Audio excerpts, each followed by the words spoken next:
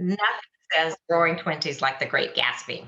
This iconic work introduced us to Daisy and James as they wined and dined on decadently delicious cuisine, giving rise to finger foods. Yes, finger foods that were eaten as the main meal.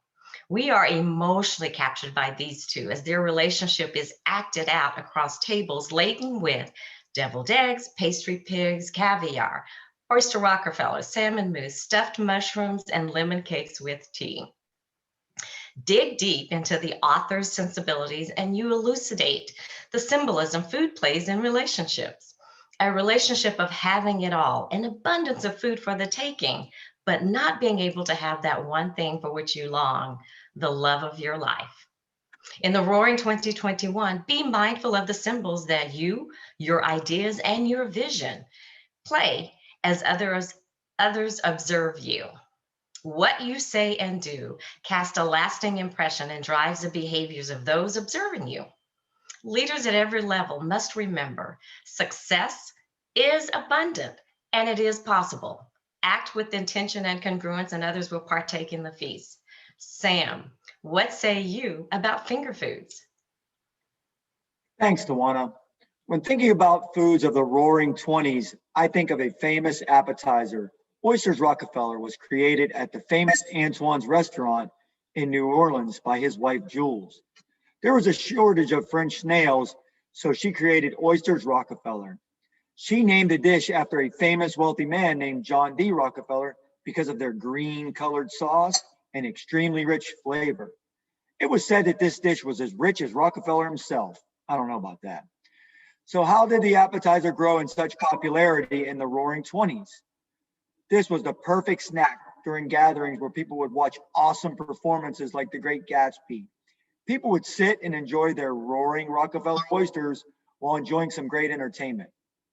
After a tough 2020, I know we all feel the need to push as hard as possible to grow our businesses or progress at our jobs. However, Oyster Rockefeller teaches us a lesson that we must have balance by slowing down to enjoy life's richest taste and some quality entertainment in our roaring 2021. What are your thoughts, Matt? Thanks, Sam. I love this topic because going out and eating appetizers and finger foods with friends and colleagues is one of my favorite things to do. I had no idea that our tradition of eating finger foods came from the Roaring Twenties. They were developed so that we could eat socially while enjoying people's company at speakeasies. And one of my favorite foods is eggs, and I was delighted to learn that deviled eggs was one of the finger foods that was created at that time. I love going out to restaurants and working my way through an appetizer menu, and during the pandemic, I really missed that. In fact, the other day I went out for the first time in a long time with a client. Since we're both vaccinated, we headed out to enjoy Cinco de Mayo and had nachos and guacamole and jalapeno poppers and queso fundido. It felt just like we were at a speakeasy. It was crowded and noisy and a lot of people having fun. And it's great that we're at the point in the recovery from the pandemic where we can start to go out safely and enjoy activities like eating finger foods with colleagues at bars and restaurants. And I'm already planning more outings. This is definitely one of the ways that I will be enjoying the Roaring 2020s. Kimberly?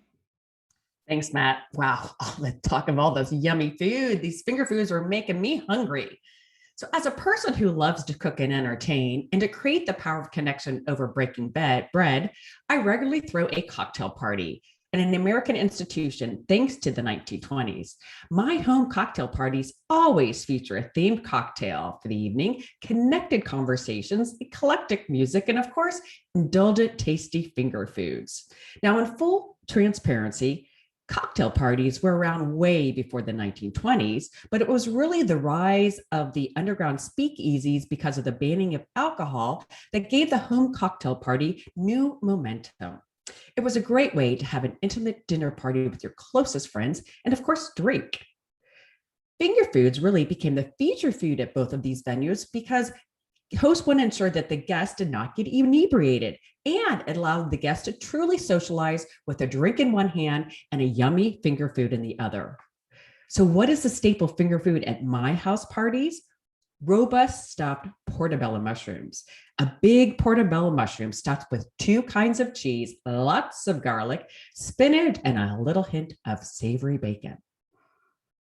Through the past year, we all have developed a new appreciation and gratitude for the ability to truly experience in-person energy and the shared experiences of drinking and eating together, and the realization that it can never, ever be replaced by a virtual platform.